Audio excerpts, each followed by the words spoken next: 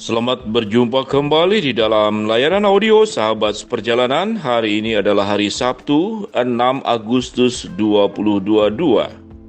Tema renungan saat teduh kita dengan judul Jadi Keluarga Beriman. Menjadi keluarga beriman, firman Tuhan terambil dalam Yosua 24 ayat yang ke-15c. Tetapi aku dan seisi rumahku akan beribadah kepada Tuhan. Tetapi aku dan seisi rumahku akan beribadah kepada Tuhan. Mari kita berdoa.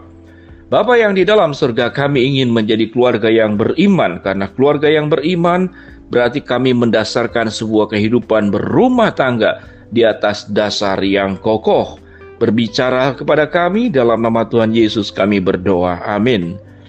Shalom sahabat seperjalanan yang dikasihi Tuhan, menjadi keluarga beriman.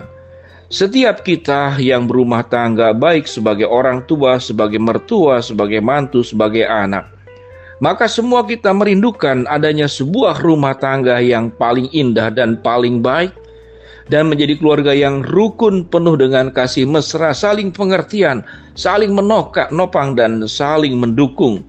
Tidak heran kalau orang menyebutkan bahwa rumah tangga yang baik akan menjadi surga di dalam dunia ini.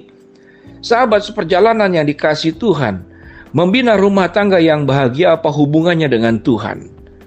Pada dasarnya sahabat seperjalanan, setiap orang itu berjuang untuk membuat Tuhannya masing-masing. Jadi kalau boleh dikatakan ada berapa banyak Tuhan dalam hidup ini? Setiap manusia bisa menciptakan Tuhan-Tuhannya pribadi. Tatkala setiap anggota keluarga itu menyembah Tuhan yang diciptakannya sendiri, maka di sanalah timbul berbagai macam persoalan dalam rumah tangga.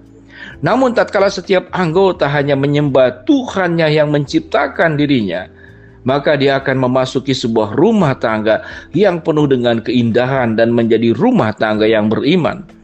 Siapa Tuhan di dalam setiap anggota keluarga? Yaitu tatkala ada 6 anggota keluarga, 1 ayah, 1 ibu, 4 anak. Lalu masing-masing menyembah Tuhannya masing-masing. Maka ada 6 Tuhan di dalam rumah tangga. Siapa itu Tuhan yang paling bahaya? Yaitu dirinya sendiri.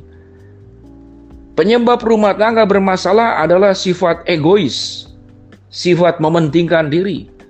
Maka dirinya dan egonya menjadi segala-galanya. Sesuatu yang dibuat menjadi segala-galanya, maka itu menjadi Tuhan buat dirinya sendiri.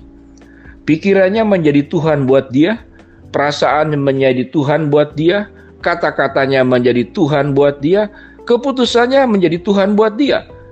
Karena semua sudah dijadikan Tuhan buat dia, maka tidak boleh ada yang melawan. Bukankah Tuhan tidak boleh dilawan? Bukankah Tuhan tidak boleh dibantah? Kalau setiap anggota keluarga menjadikan dirinya sebagai Tuhan, egonya sebagai Tuhan, maka tidak boleh dibantah, tidak boleh dilawan, harus diikuti dan harus dituruti. Sahabat seperjalanan, apa jadinya kalau dalam sebuah keluarga masing-masing membangun dan menciptakan Tuhannya sendiri, yaitu sifat ego dalam dirinya? Maka rumah tangga akan terpecah-pecah. Karena setiap orang ingin jadi Tuhannya. Tidak ada dalam sebuah negara itu raja sampai 4, 5 atau 6, tidak. Yang namanya raja cuma 1. Nah, kalau ada 6 anggota keluarga di rumah dan masing-masing jadi raja, maka rajanya akan ada 6. Papa punya raja sendiri, mama punya raja sendiri, keempat anaknya punya raja sendiri, belum kalau dalam keluarga itu ada mertua. Lalu ada anggota keluarga yang lain. Maka banyak sekali raja dalam rumah tangga. Sahabat seperjalanan yang dikasihi Tuhan, ayat firman Tuhan yang kita baca dari Yosua 24 ayat 15c. Tetapi aku dan seisi rumahmu akan beribadah kepada Tuhan. Aku dan seisi rumahmu hanya akan menyembah kepada Tuhan. Aku dan seisi rumahku hanya tahu hanya ada satu Tuhan, yaitu Allahnya dan Tuhannya Abraham, Ishak dan Yakub. Allah yang menciptakan setiap anggota keluarga di dalam gambar dan rupa Allah. Dan setiap anggota hanya tunduk kepada satu raja, bukan 6 raja dalam keluarga, yaitu Tuhan sendiri.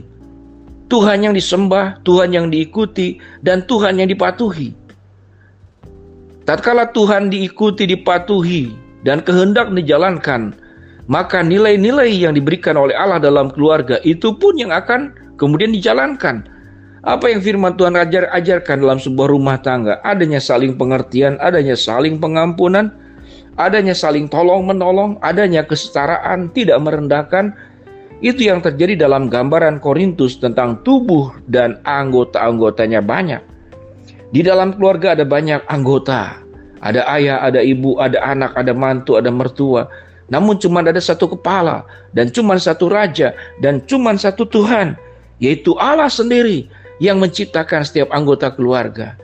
Karena adanya satu Tuhan, maka yang dijalankan adalah pikirannya Tuhan, perasaannya Tuhan, kehendaknya Tuhan, rancangannya Tuhan, dan nilai-nilai ilahi dari Tuhan yang menjadi nilai dalam keluarga. Di dalam keluarga nilainya adalah saling pengertian, bukan saling ingin menang sendiri. Maka saling pengertian berasal dari sumber, yaitu Tuhan. Saling mengampuni tatkala ada kesalahan, maka itu bersumber dari Tuhan. Tidak membalas kejahatan dengan kejahatan, maka itu bersumber dari Tuhan.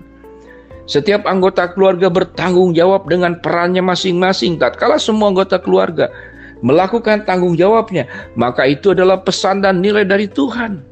Setiap anggota keluarga pun selain menjalankan tanggung jawabnya, harus saling tolong-menolong untuk memenuhi tanggung jawab, mengisi satu dengan yang lain dalam anggota keluarga, maka kita sedang menjalankan perintah dari Raja yang sama, yaitu Allah sendiri sebagai Khalik langit dan bumi, pencipta alam semesta ini dan pencipta kehidupan setiap sahabat seperjalanan. Sahabat seperjalanan sehingga menjadi keluarga yang beriman. Tidak serta-merta hanya baca Alkitab, berdoa lalu beribadah ke gereja, tidak demikian. Karena itu adalah tingkah laku yang tampak dari luar. Tapi sungguh-sungguh ibadahnya itu dilakukan tidak hanya dalam gereja pada hari Minggu, tapi setiap hari menjadi ibadah. Rumah tangga setiap hari beribadah kepada Tuhan.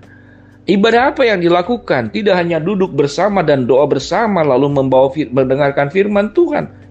Tapi kehidupan sahabat seperjalanan adalah ibadah. Kata-kata yang lemah lembut adalah ibadah. Pikiran yang positif adalah ibadah. Saling mendukung, saling menopang satu dengan yang lain adalah ibadah. Tidak merendahkan, ada rasa hormat, ada rasa percaya. Memberikan keluasan kepada setiap anggota keluarga menjadi dirinya sendiri, maka itu adalah ibadah. Sehingga sahabat perjalanan pemahaman ibadah tidak serta-merta duduk dalam sebuah ruangan menyanyi, mendengar firman Tuhan, lalu berdoa. Tapi ibadah itu adalah sepanjang kehidupan kita. 1 minggu 7 hari, 1 bulan 30 hari, 1 tahun 360 hari sekian. Maka ibadah itu terselenggara dalam kehidupan rumah tangga. Maka tatkala setiap anggota keluarga menjadi pribadi yang hanya menjunjung satu Tuhan dan tidak menciptakan banyak Tuhan, maka engkau sedang menjadikan rumah tanggamu menjadi rumah tangga yang beriman. Maka engkau sedang menjadikan sahabat seperjalanan rumah tanggamu menjadi surga di dalam dunia ini. Mari kita menjadi keluarga yang beriman, keluarga yang menetapkan nilai-nilai ilahi dalam rumah tangga, dan hanya ada satu Raja, yaitu Tuhan sendiri dalam kehidupan rumah tanggamu. Mari kita berdoa. Bapa dalam surga, terima kasih biarlah para sahabat seperjalanan menjadi keluarga yang beriman kepada Tuhan dan hanya menyembah satu Raja, yaitu Tuhan sendiri yang mengasihi dan menyelamatkan dan memelihara keluarga kami. Mau berdoa buat sahabat seperjalanan yang sedang sakit, Tuhan jamah sembuhkan. Sahabat seperjalanan yang sedang menghadapi masalah, Tuhan bukakan jalan. Sahabat seperjalanan yang sedang memohon berharap sesuatu, Tuhan akan kabulkan sesuai dengan waktu, rencana, dan kehendak-Mu. Dalam nama Tuhan Yesus kami berdoa. Amin. Shalom, Tuhan memberkati setiap sahabat seperjalanan. Amin.